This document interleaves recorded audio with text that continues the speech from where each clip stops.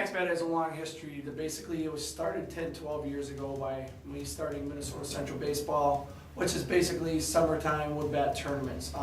Through that, it's evolved into what it is today. What it is today is basically a high school college exposure program for high school players from around the nation.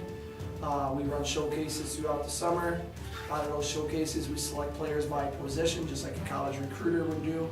We're bringing them into our national program. Our national program basically takes them to 3 events a year throughout the United States. We try to cover all sectors of the United States where the hotbed for baseball is. We start out in Rockford, Illinois in September. Out there in Rockford, we take them to Port Charlotte, Florida. Down in Florida, and down there we have them for 4 days. We try to correct everything we saw go wrong in Rockford. And then in January, we take them out to Scottsdale, Arizona in a Triple Crown tournament out there and put them up against some of the best teams from around the nation in front of the college coaches out there. And then we finish up the winter season with the national program by attending the President's Day tournament at Cocoa Beach over in Florida, but in front of the southeast part of the United States. So the whole hope there is to get players exposure throughout the entire United States. Because one of the things I have learned through these years of doing this, it's very hard to get the kids from the north or from the Midwest exposure down south. Whereas it's opposite with northern coaches always going after southern players first, and what they don't get, then they fill in with the northern kids. So the goal is to try to help the kids from around the entire United States who don't get a shot to play in the bigger programs to get out there. It's designed not to gouge people for money, but also try to help these parents understand how much money you could save by letting a company like Team Maxbat do all the handling of helping you get into college and all the recruiting part of the game. When somebody signs up with Team Maxbat, what are they signing up for? Basically what they're signing up for is the advantage of having the in-between guy take care of everything that happens in the recruiting game. Part of that being the video, part of that being an online bio. Everything we do with our players is kept track of. And when we take them to Port Charlotte at the winter camp, we make their bios that go up on our webpage as part of their cost of being in the program. They now can say, hey, go to this link and see what type of coaches were charging me down in Port Charlotte. And you're basically creating your own resume, but we guide you on how to create that resume. If you do it on your own and take your son from college to college to college to college, you're spending a lot of money in doing that. Whereas all you need to do is let Team Maxbat make that call or make that email contact for you to find out what the true intention of that college is. The theory behind Team Maxbat basically has evolved throughout the years too.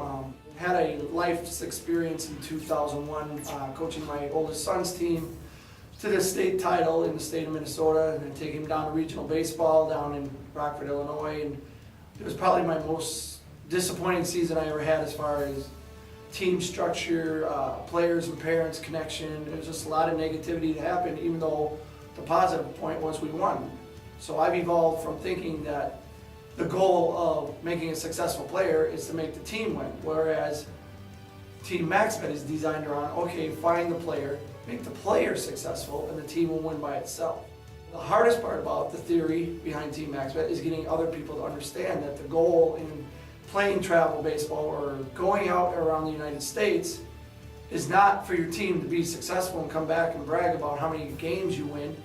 The goal is to make sure that when you were out there, you had every opportunity in front of those scouts to make sure that you were successful at what you did. Because your chances of being recruited are going to be based on yourself and not how good your team does.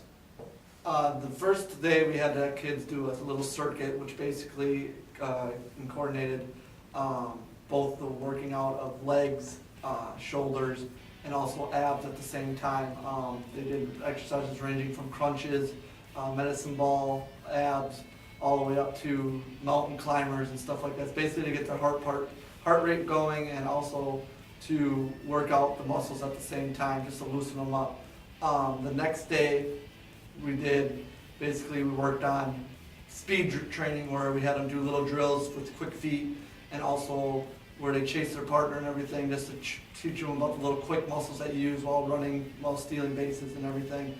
And we also had them go on a long distance run, just to show them how endurance is a very important part of baseball, and how you need to keep your heart rate up and keep your lungs and everything conditioned long enough. Basically, the training program is balanced to where it shows the players what when they come into this program, what they look at when they go either onto the college level or onto maybe the pro level, what they're asked to do not only on the baseball field but also in the weight room and everything.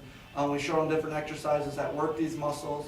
We also showed the pitchers exercises that they could do from 3-pound weights all the way up to bungee ball and everything like that, to where it showed them that you guys need to work on other things just besides throwing to build up these muscles and train them so that you can also increase your speed or increase your velocity and make yourself a better player on and off the field. Well, you try to teach use your entire body. The special emphasis we have is on the hands and the hips. Most people, the players, they use their shoulder first, and we go hips, hands, and then shoulders. Shoulders go last.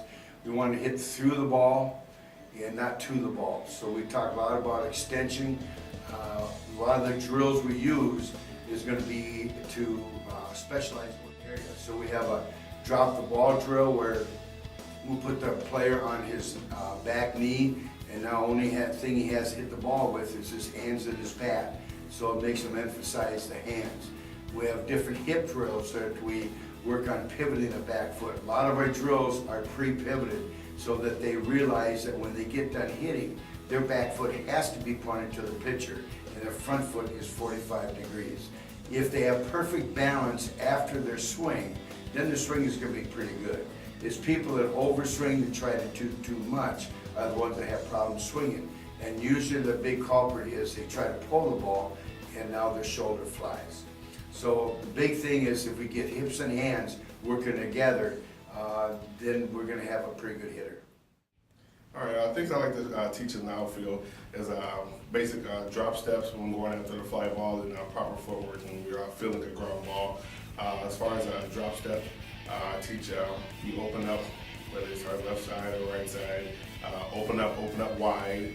And stay down low. You have to stay in the athletic position, and that gives you allows you to judge the fly ball where it's going to go. Stay low, stay in the athletic position, then get your burst of speed, allow yourself to go and get that fly ball.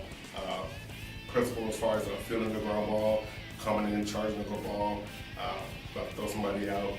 I teach opposite foot down with your glove side when you field the ground ball, and then that gives you 3 steps to get your body under control, get your feet underneath you, and then to make a strong throw, because now move from the outfield, you gotta have everything working with you. Strong lower half, be able to make a good strong throw back into the infield. All right, the theory behind all of our infield drills is being more of an offensive type of a defensive player. We want the players to go get the ball, be aggressive, and at the same time having the proper footwork when necessary. There's lots of different drills that we do to accomplish this theory. We do a lot of one-handed drills. We do drills that teach the kids, the students, to go into the hole, the backhand, the forehand, a lot of ball exchange, making sure that that they get the ball, get it onto where it needs to go as quick as it can. Okay. We take a lot of ground balls as well, and working with the other position players, we'll turn double plays and keep it as game-like as possible. But it all comes down to the main fact of keeping the fundamentals right and making sure that the infielders are aggressive and, like I said earlier, are an offensive, defensive player. The biggest thing that I'm trying to get out of the drills this week in camp is just for the catchers to relax, let the game come to them. Don't try and be too tense. Just make sure they're relaxed, let the game come to them, like I said. And just when they receive, be soft. Don't have all their muscles flexed. Catching's a tough physical position for tough physical guys, and I'm trying to get them not to show their toughness through how big their muscles are, how bad they can flex, how much they can show tension in their face, but how they can relax, let the game come to them, and really think the game before they play the game. Well, the catcher is the quarterback on the field. He's got to be able to take the other players and be able to tell them what to do. So the biggest theory behind what we're doing is them to be able to think through the game rather than just go out there and play the game. With cutoffs, you got to know what base to tell the outfielders got to line up, pitch selection, you gotta tell those pitchers what to do, remind everyone of their responsibilities. So the biggest thing we wanna get out of them is for them to be able to think through the game and not just go out there and play, just actually know what they're doing, and not to guess, but to know. So to be prepared for any situation that might come up in a game situation. Things we're trying to teach the kids here at the camp are mostly little mechanical checkpoints that they can use when they're pitching during a game.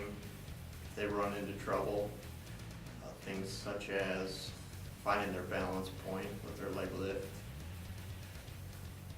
arm circle, how balanced their head is, keeping it straight all the way through, and then their finishing point. Other things we're teaching them is PFPs, towel drills. Towel drills are mostly used for working on their extension and making sure that their foot is in line. Get to the points you need to get to in order to be successful. And I think being smooth mechanically helps you repeat your delivery and therefore be consistent in your control and command.